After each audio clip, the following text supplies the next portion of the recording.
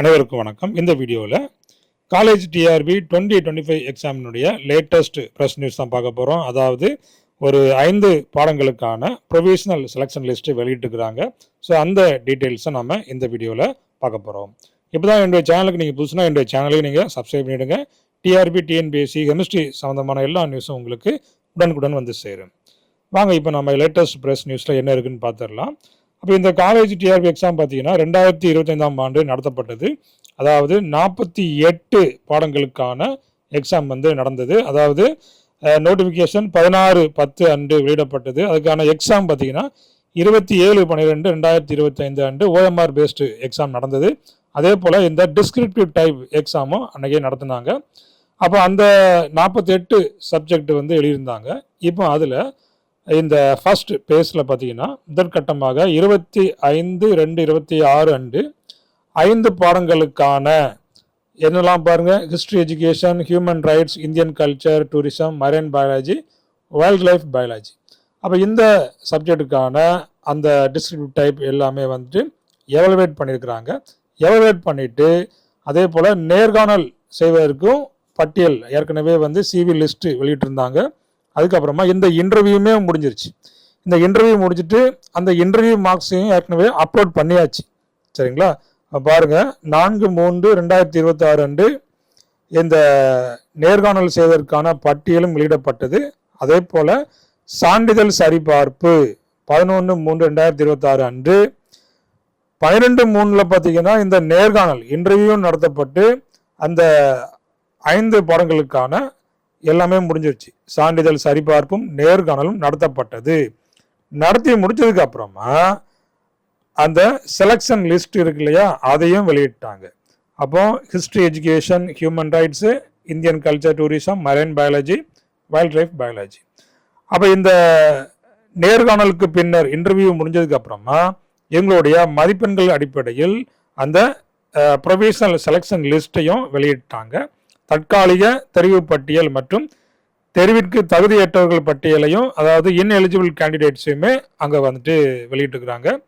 அப்போ இது போக ரிமைனிங் சப்ஜெக்ட் பார்த்தீங்கன்னா அதற்கான மதிப்பீட்டு பணிகள் வந்து நடந்துட்டு இருக்குது, தொடர்ச்சியாக நடைபெற்று வருகிறது. அப்போ இந்த மதிப்பீட்டு பணிகள் முடிஞ்சதுக்கு அப்புறமா விரைவில் படிப்படியாக ஒவ்வொரு சப்ஜெக்டுக்காக இந்த செலெக்ஷன் லிஸ்ட் வெளியிடப்படுவதாகவும் இந்த லேட்டஸ்ட் ப்ரெஸ் நியூஸில் வெளியிட்டுருக்குறாங்க.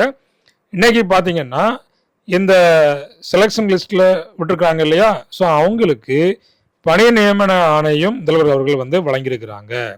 ஸோ அதற்கான நியூஸுமே நிறைய வெளியாகிருக்குது. நிறைய நியூஸ் சேனலில் இந்த அசிஸ்டன்ட் ப்ரொஃபஸர் எக்ஸாமுக்கான இந்த பணி நியமன ஆணையம் வந்துட்டு நம்முடைய முதல்வர் அவர்கள் வந்துட்டு வழங்கியிருக்கிறாங்க.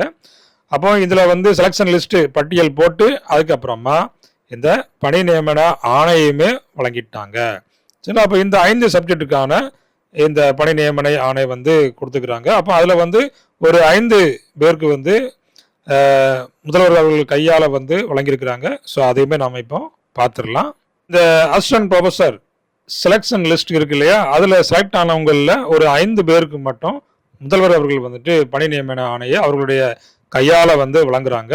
அப்போது இந்த தேர்தலுக்கு முன்பாக எல்லாருக்குமே இந்த பணி நியமன ஆணையை வழங்கணும் அப்படிங்கிற ஒரு துரித நடவடிக்கையோடு செயல்பட்டு வருகிறாங்க. எல்லாருக்குமே விரைவில், அதாவது இந்த எக்ஸாம் எழுதினா எல்லாருக்குமே சீக்கிரமாக இந்த முடிவு கொடுத்து அதே போல் பணி நியமன ஆணையம் வழங்கிடணும் அப்படிங்கிற ஒரு துரிதத்தோடு செயல்பட்டு வர்றாங்க. இப்போ இதில் நீங்கள் பார்க்குறது பார்த்தீங்கன்னா இந்த தலைமைச் செயலகத்தில் இந்த பணி நியமன ஆணையை வந்து வழங்கியிருக்கிறாங்க. அதில் ஒரு 5 பேருக்கு இந்த பணி நியமன ஆணை, அதாவது ஒவ்வொரு சப்ஜெக்ட்லையும் ஒவ்வொருத்தர் எடுத்திருப்பாங்க அப்படின்னு நான் நினைக்கிறேன். ஏன்னா இந்த 5 சப்ஜெக்ட் இருக்கு இல்லையா, 5 பேர் கொடுக்குறாங்க. அப்போ ஒவ்வொரு சப்ஜெக்ட்லையும் ஒவ்வொரு ஆளை தேர்ந்தெடுத்து அவங்களுக்கு வந்து பணி நியமன ஆணையை கொடுத்துக்கிறாங்க. இப்போ இவர் வந்து அந்த அசிஸ்டன்ட் ப்ரொஃபஸர் அதற்கான பணி நியமன ஆணையை வந்துட்டு வாங்கிட்டு போகிறாங்க. அடுத்த கேண்டிடேட்டும் இந்த பணி நியமன ஆணையை வந்துட்டு வாங்கிட்டு போகிறாங்க. ஸோ இதே போல் மொத்தமாக 5 பேருக்கு இந்த பணி நியமன ஆணையை வந்து வழங்கியிருக்கிறாங்க. அந்த 5 சப்ஜெக்ட்டுக்குமே கொடுத்துக்கிறாங்க. அப்போ அடுத்தடுத்து இந்த 43 பாடங்களுக்கான இந்த செலெக்ஷன் லிஸ்ட்டு, அதே போல் இந்த இன்டர்வியூ சரிங்களா. சிவி லிஸ்ட், அதுக்கப்புறமா இன்டர்வியூ டேட்டு எல்லாமே இருக்குது. அதுக்கப்புறமா இந்த அதாவது இன்டர்வியூக்கு அப்புறமா என்ன பண்ணுவாங்க, ஒரு செலெக்ஷன் லிஸ்ட்டு எடுப்பாங்க. ஸோ அதில் உள்ளவங்களுக்கு இந்த பணி நியமன ஆணையை வந்து கொடுக்கறதா சொல்லியிருக்கிறாங்க. அப்போ அது சீக்கிரமாக நடந்துச்சுன்னா உண்டு. ஏன்னா வந்து எலெக்ஷன் டேட் அறிவிச்சாச்சுன்னா அதை வந்து கொடுக்க முடியாது. ஸோ அதற்கு முன்பாகவே எல்லாத்தையும் முடிக்கணும் அப்படிங்கிறது ஒரு காரணத்துக்காகவே இதை வந்துட்டு பண்ணிட்டு வர்றாங்க. அப்போ இது வந்துட்டு சீக்கிரமாக எல்லா சப்ஜெக்ட்டுக்கும் வரும் என எதிர்பார்க்கலாம். சரிங்களா.